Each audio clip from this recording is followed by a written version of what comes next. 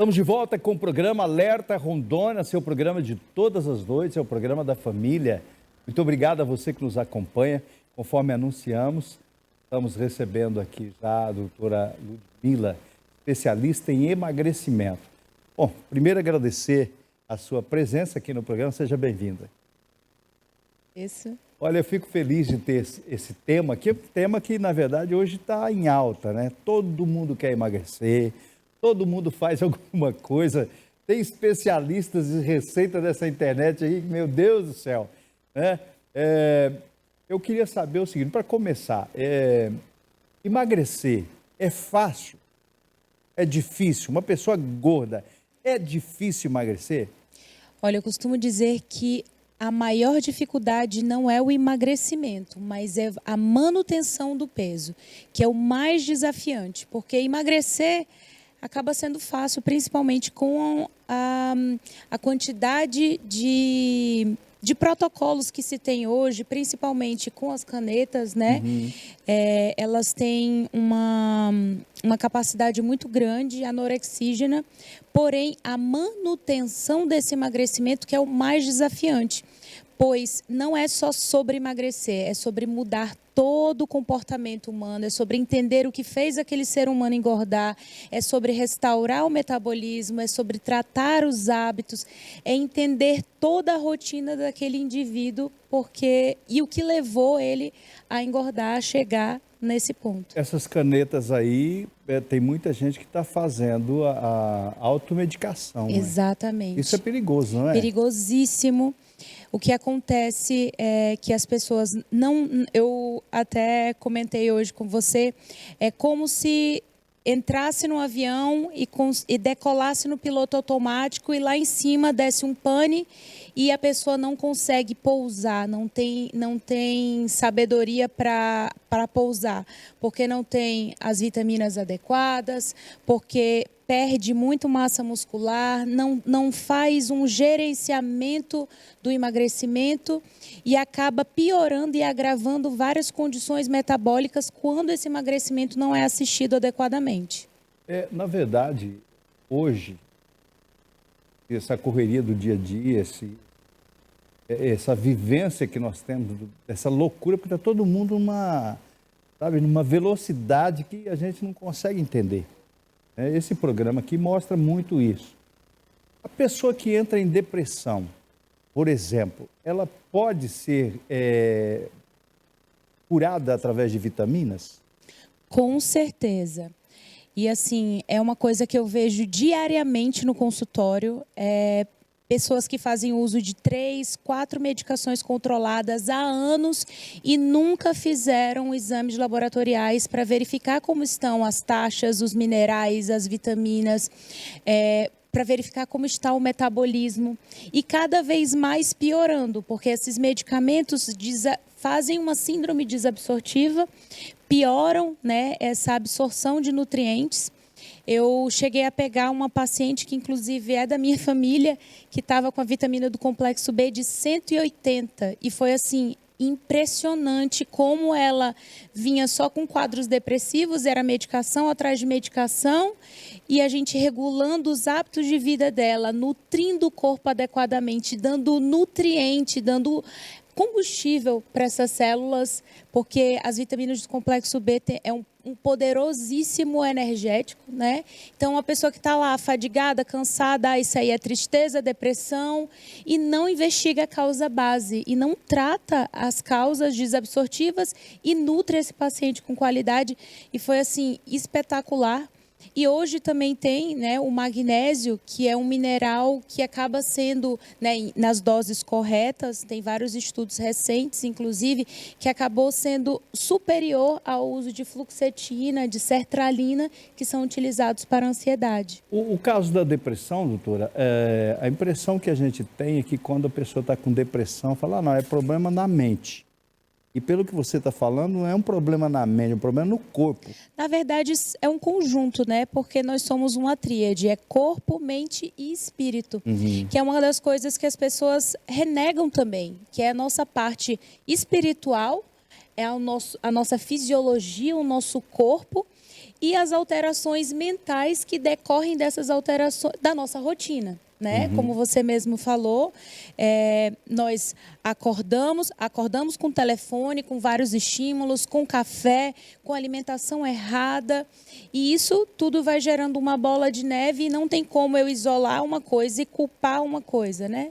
Essa tríade está completamente conectada, porque também a desnutrição, alterações dos nossos hábitos também nos causam uma desconexão espiritual. Existem várias coisas que colaboram para que isso gere um ciclo, né, de culpa, adoecimento e cada vez mais ficando mais difícil o ser humano ter saúde, porque saúde não é só a ausência das doenças, né? Parece que você faz parte de um projeto que viaja ao mundo para cuidar de pessoas. Como é que é isso? Fala para mim. Isso. Eu faço parte da Médica pelo Mundo. Esse projeto começou com uma viagem à Tailândia. Eu já fazia 7 anos que eu trabalhava no Hospital de Câncer com oncologia e tendo também a minha mãe com prognóstico de vida de 1 ano. Isso me despertou profundamente para entender o que faz o ser humano adoecer e tudo aquilo que eu podia fazer e conhecer através de outras culturas para descobrir como auxiliar.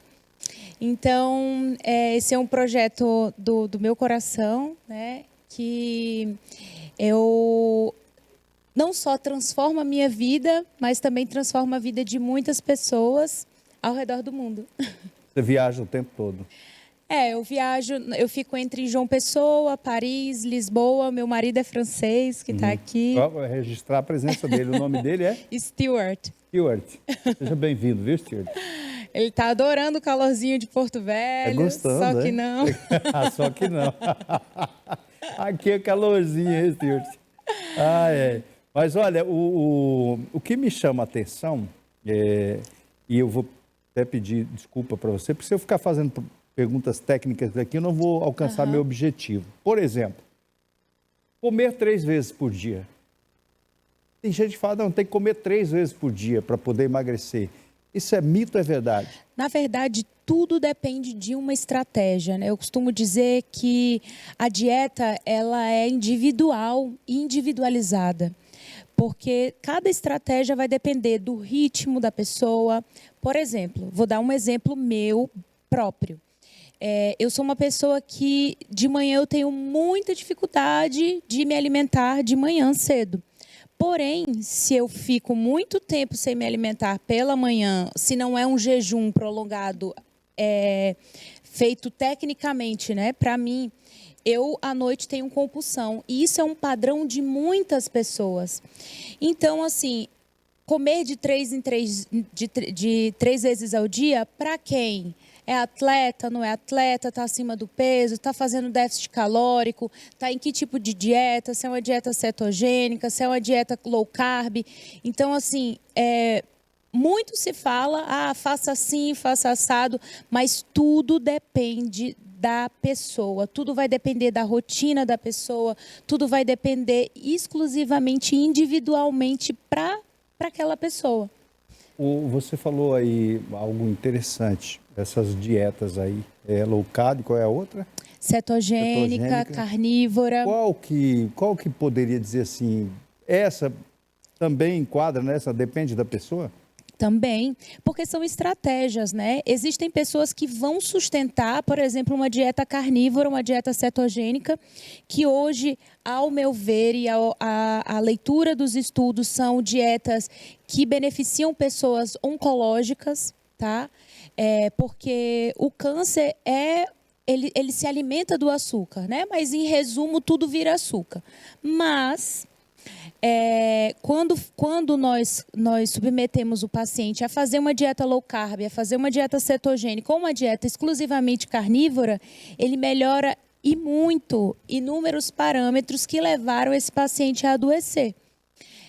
Porém, como eu falei, né, eu volto, são tudo estratégias, porque não adianta eu falar para um paciente que ele vai fazer uma dieta exclusivamente carnívora e ele não vai ter manutenção disso. Então, tudo vai depender de acordo com o paciente. Hoje eu adoto muito a low carb para o meu estilo de vida, para o nosso estilo de vida. Fizemos até um desafio, 90 dias sem açúcar.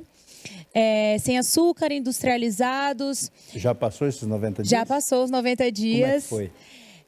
Foi impressionante o impacto nos exames laboratoriais, principalmente do meu marido. Ele gostava, né, de uma cervejinha. Ele é inglês, é nacional francês, mas inglês.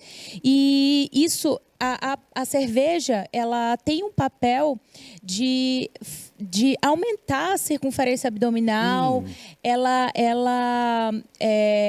aumenta também a aromatase, né, que acontece dentro da gordura abdominal e transforma, ela sequestra a testosterona e transforma em hormônio feminino. Então, ele sempre tinha aquela barriguinha dilatada e os hormônios sexuais femininos altos.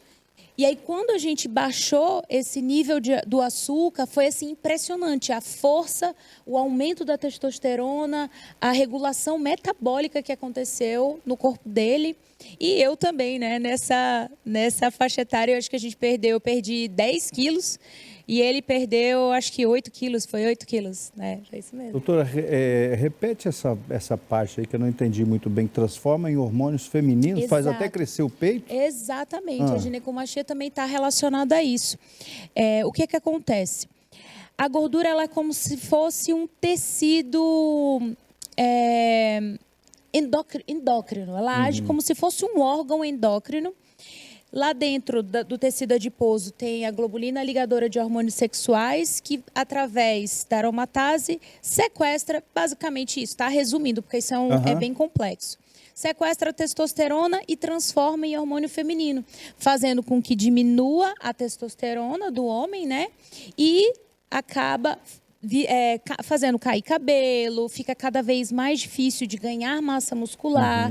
E nesse ciclo, né, quanto mais carboidrato, cerveja, derivados da soja, trigo, arroz, esse aumento desse consumo acontece mais esse aumento dessa gordura abdominal, visceral, e acontece mais essa transformação de testosterona em hormônios femininos. Comer à noite atrapalha o sono. Mito, verdade? Atrapalha muito, né? Durante a noite tem um pico, primeiro que deixa de produzir o hormônio do crescimento, deixa de reparar o nosso corpo, porque é na hora do sono que nós conseguimos reparar. Então, se você quer ter saúde cardiovascular, saúde cerebral, desenvolvimento de memória, você precisa ter um sono reparador. Então, na hora do sono, se você faz uma ingestão, uma alimentação muito exagerada na noite, você vai passar a noite inteira ali ruminando, vai dar alterações gastrointestinais, vai baixar a insulina à noite e aí de manhã o teu corpo está implorando, pedindo por energia. Então, vai te dar mais fome pela manhã e você deixa de reparar o teu organismo durante a noite. Assim, experiência própria é isso mesmo. Se você come à noite, se você dorme sem comer, está tudo beleza. Mas se você come à noite, principalmente se comer muito, no outro dia você amanhece com fome. E cansado, né? Cansado, é verdade. Cansado, porque não tem aquele sono reparador. Uma das coisas também que eu vejo muito no consultório, né, são as pessoas que, além de comer à noite, assistem televisão à noite. Então, essa exposição da luz, você tem uma deficiência num hormônio chamado melatonina, que durante a manhã, nos primeiros raios de sol, vira serotonina. Então, agravando todo esse circuito, né, de culpa, recompensa, aí à noite, chegou o horário para eu me distrair, dorme com a televisão ligada, não produz esses hormônios, não repara e de manhã está cansado, fadigado, estressado, né, e só agravando não só os problemas mentais, mas também os metabólicos. Esse negócio que todo mundo tem, ansiedade. Todo mundo tem ansiedade, pelo menos é o que eu penso. Vivendo no mundo de hoje, né? Porque, meu Deus do céu, doutora, a gente está mostrando aqui briga no trânsito. Eu falei que eu vou criar um quadro para mostrar isso. O pessoal está com nervo à flor da pele, ninguém consegue mais esperar num semáforo, ninguém consegue esperar numa fila. E atenção para você que é ansioso, não pega BR não, tá? BR, hoje eu filmei, inclusive, gente do céu, nunca vi, as carretas da Ponte Fechada em Candeias do Jamari, está aqui em Porto Velho a fila, gente. É impressionante o que está acontecendo. E aí isso tem a ver com engordar, emagrecer, ficar esse stick and collie? Tem, com certeza. Existem muitas teorias, né? Primeiro, o nosso estilo de vida. Segundo, o brasileiro está classificado em primeiro lugar no ranking mundial de ansiedade. Muitos estudos falam que é por causa da falta do magnésio no nosso solo, né? Que o magnésio ele vem de um solo vulcânico, o nosso solo ele não possui. Então nós já temos essa deficiência desse mineral, que é um dos minerais mais importantes quando se fala de saúde mental, né? De controle, de manejo desse estresse. Então, essa é uma causa bem importante. Essa qualidade do sono que não acontece, né? E está intrinsecamente relacionado. Quanto mais ansioso eu fico, mais busca pelo prazer eu tenho. Então, por isso, esses jogos, os bets, os bebês reborn, né? Tudo que traz prazer imediato, o chocolate, o açúcar, tudo que traz prazer imediato é o que o nosso corpo está pedindo, porque nós não estamos conseguindo fabricar.